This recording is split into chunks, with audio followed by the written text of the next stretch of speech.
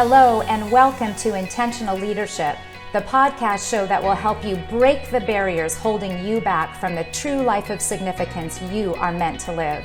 I'm your host, Janelle Bruland, and I invite you to join us as I share leadership lessons and specific strategies to transform your leadership, crush your goals, and love your life. Are you ready? Let's go. Hello, how are you doing? This is Janelle Bruland. Welcome to the Intentional Leadership Podcast. Well, we're coming into summer here in the Pacific Northwest. We live in a place with 4 distinct seasons, so we especially enjoy the summer months when the days get warm and long, and we can end our evenings with unmatched sunsets. Through the winter, it seems like we wait so long for summer to come, and then it always goes by way too quickly. And it seems when you talk to people, everyone is in a hurry, trying to fit everything in. I find I'm often in a hurry, too. Seems I'm always rushing around with all the important things I have to do. Work is so fast-paced these days. There's an ever-changing environment of opportunities and challenges. Home life is ever-moving with an active family, and it seems we run from activity to activity. Can you relate to this? In the last episode of the Intentional Leadership Podcast, we talked about one of the most important words in our vocabulary, no, and how we can use this to better focus on our most important priorities and create space and boundaries in our lives. In this episode, we're going to talk about the power of disconnecting. This is another critical area that leaders need to implement in order to perform at our best. When we take the time to disconnect and recharge our own batteries, we will have increased energy to accomplish our tasks and be healthier and happier. Today, I would like to teach you 3 points that I implemented in my own life to help me disconnect. Number 1, schedule time for personal renewal. 2, make rejuvenation a habit. And 3, challenge yourself to disconnect more. Okay, let's start with number 1, schedule time for personal renewal. Do you take regular time for personal renewal? When's the last time you've taken a vacation? Recently, I spoke to my leadership group about unplugging. I asked the group if they had taken a vacation of at least a week in the last year. Everyone raised their hand, feeling pretty good about this. How about you listening today? Then here's a follow-up question that I asked the group, and I will ask you today as well. If you said yes, that you have taken time off of work for vacation, were you completely unplugged from your work responsibilities? What I mean is completely disconnected from work, so you're actually taking a vacation.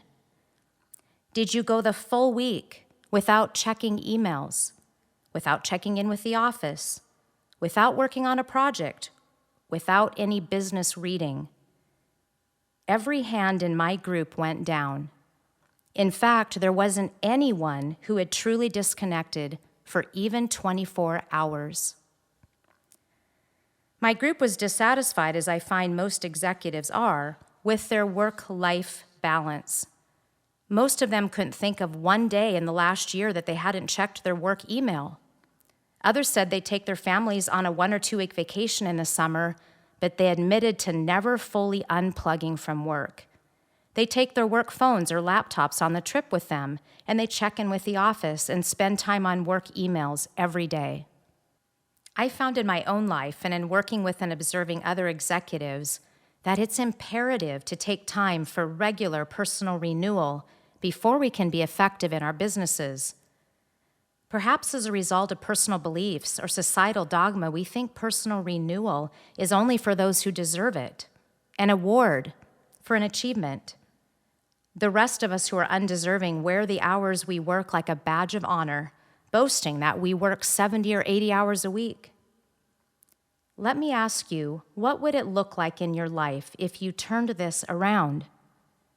What if instead of looking at time for your own personal rejuvenation as a reward for certain work accomplished, you saw this as a key ingredient to effective leadership and the path to achieving significant improvement and results in your business? Those of us in leadership positions face many forces that compete for our time and energy. It's easy to fall into the trap of overworking to the point of exhaustion and rarely taking time for our own renewal. If you wonder whether this is you, ask yourself the following question. Do you have enough energy to do everything you need to do and then still have enough energy for those you love at the end of the day? Or do you find that you have sunset fatigue, spending every ounce of your energy at work so that when you come home you have absolutely nothing left? If the answer is the latter, you're not taking enough time for renewal. I'm a busy executive too, and I've decisively and purposefully incorporated rejuvenation time into my schedule. One of my habits at the beginning of each calendar year is to schedule blocks of time for the entire year. I may from time to time need to adjust the dates, but when I take away a scheduled renewal time in my calendar, I simply move it to another date versus allowing myself to delete it. Schedule time for personal renewal. Point number 2, make rejuvenation a habit. Consider the word rejuvenation. Webster defines it as to make someone feel or look young, healthy, or energetic again, to give new strength or energy to something. Couldn't we all use this? Couldn't we all use a little rejuvenation? Those in leadership positions often deal with high stress and pressure that lead to exhaustion if not well managed. How wonderful would it be to rejuvenate, to feel young and healthy again, with a new strength and energy for our businesses and our families? One way I've found rejuvenation in my own life is through positive habits or rituals that provide a break from my work routine.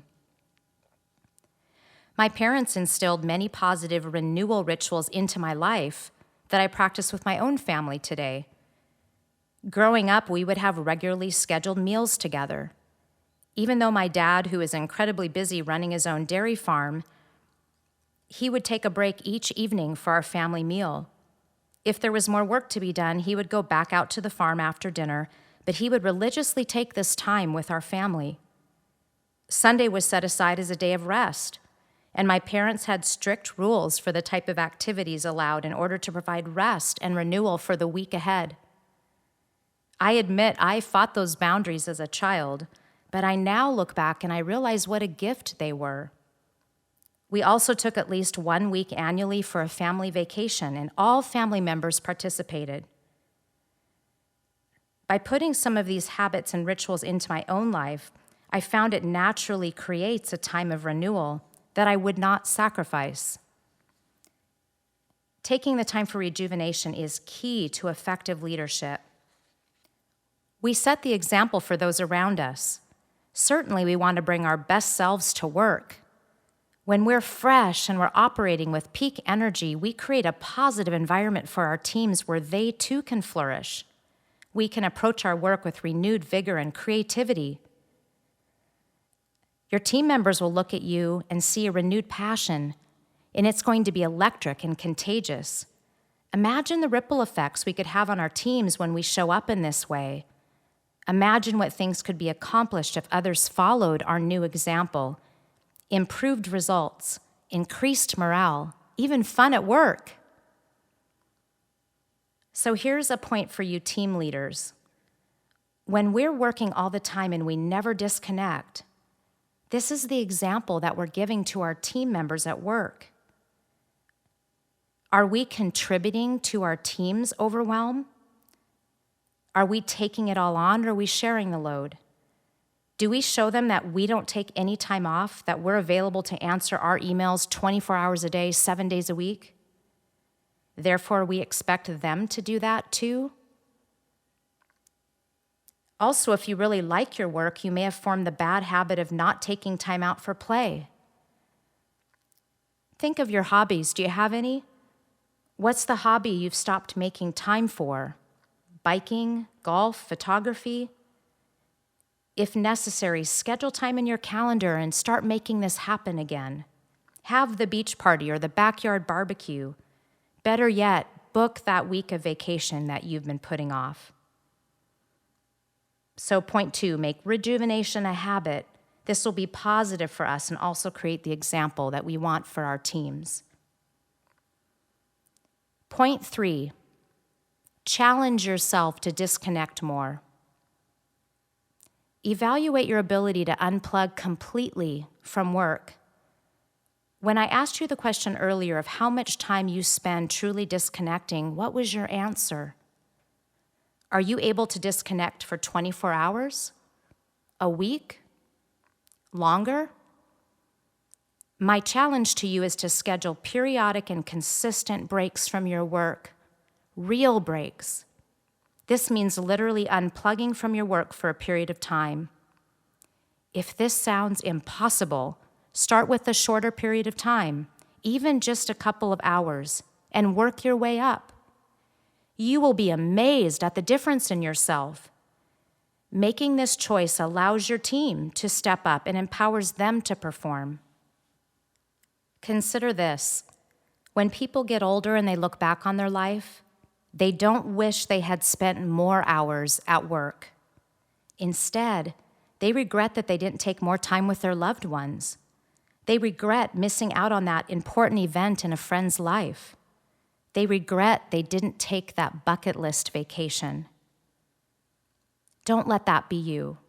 Commit to scheduling regular time for rejuvenation.